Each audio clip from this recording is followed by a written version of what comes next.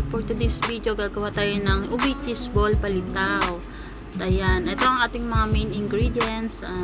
Glutinous rice flour, Eden, ubi flavor, tapos brush na niyog, at saka sesame seed.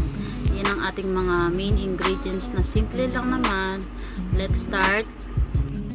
Sa pan, papainitan natin yung sesame seed hanggang sa mag golden brown siya.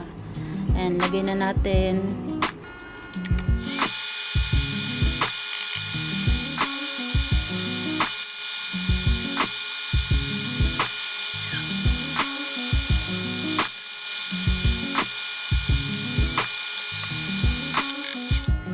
Mix lang natin hanggang sa mag golden brown siya. Then pag nag golden brown na, enough na yun. Tapos dudurugin na lang natin siya para umamoy siya para maging mabango. Ayan, nilagay ko siya sa plastic para durugin. Pero papalitan ko siya ng plastic kasi hindi pala maganda yung plastic na gano'n ang gamitin. Yan.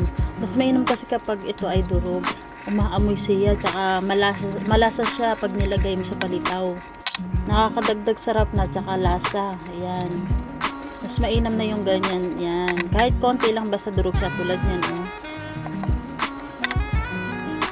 Sa isang mixing bowl, nilagay ko lang itong kalahating pack ng glutinous rice tas tubig. Tapos halo-halo lang para makuha ang tamang texture niya. Kasi sa totoo lang guys, first time kong gawin to. At hindi ko alam kung ano yung mga suka-suka niya. Tansya-tansya lang mga ginagawa ko. Yan. Kasi hindi naman to pambenta, sa amin lang. At ayan, lagyan ko ng ubi flavor. Yan. Lagyan ko siya ng ubi flavor para gumanda-ganda ang itsura niya. Diba? Ayan, kulay ubi na, parang ice cream. Ayan. Halo-halo lang siya, mekos-mekos lang. Don't worry, malinis naman ang aking kamay. At kami-kami lang naman nakakain, hindi naman siya pambenta. At ayan. Umpisahan na natin. Gumamit lang ako ng 1 teaspoon para magpantay-pantay yung pagbilog ko sa kanila. Pero parang hindi rin naman pumantay. Ayan. Mekos-mekos lang yan mamaya ng kamay ko.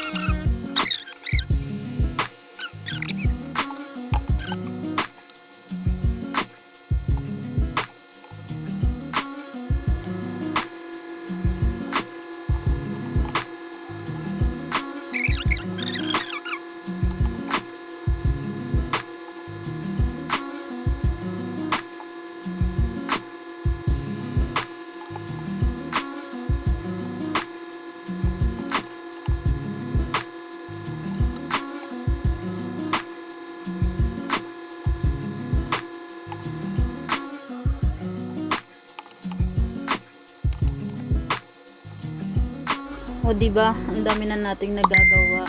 Ganda ng kulay niya, para siyang ice cream oh. Ang ganda. Next naman tayo yan.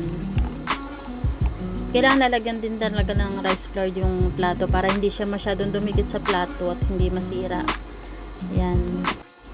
Pagkatapos nito ay ilalagyan natin siya sa kumukulong tubig para lumambot. Yan, malapit na tayo matapos. Ayan na. At ayan, nakapagpakulo na ako ng tubig para madali na natin sa video. Ayan, nilagay ko muna yung mga isa-isa para hindi siya masyadong dikit-dikit. Ayan. Antayin lang natin siyang lumutang at pag lumutang na ayan, pwede na siya. Kaya nga palitaw, di ba? Ayan. Ganda ng kulay niya.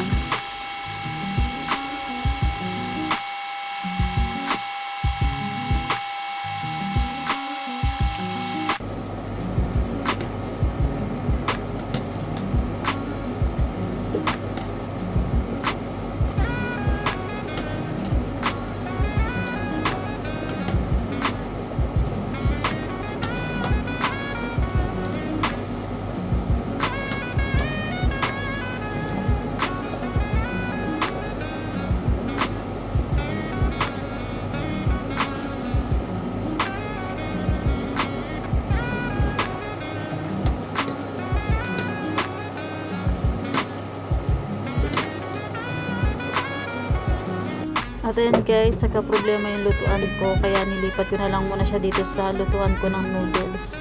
Malapit naman na siya kumulo. Ayan mo. Yan, dito ko siya ilalagay kapag kumulo na siya para lumamig, tsaka hindi siya magdikit-dikit. Yan ang purpose ng tubig diyan sa kabila, para hindi siya magdikit-dikit. Ayan.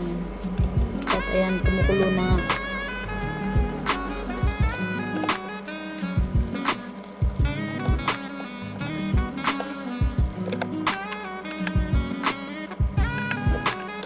At ayan, dito sa plato ilagay lang natin itong crush na niyog, yung sesame seed na dinurog natin. Yan, lagay lang natin. At syempre, sugar, pampatamis. Yan.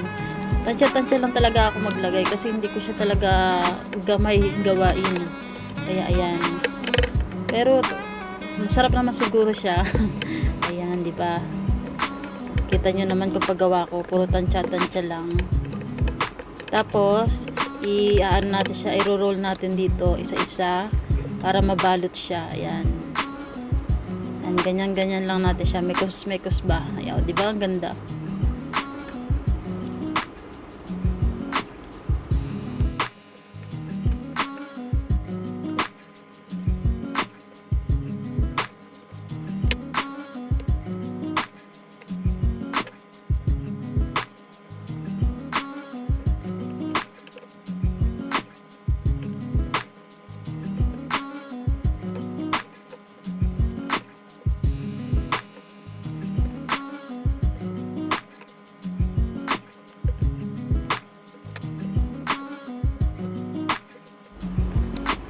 Tikman natin guys ang isa.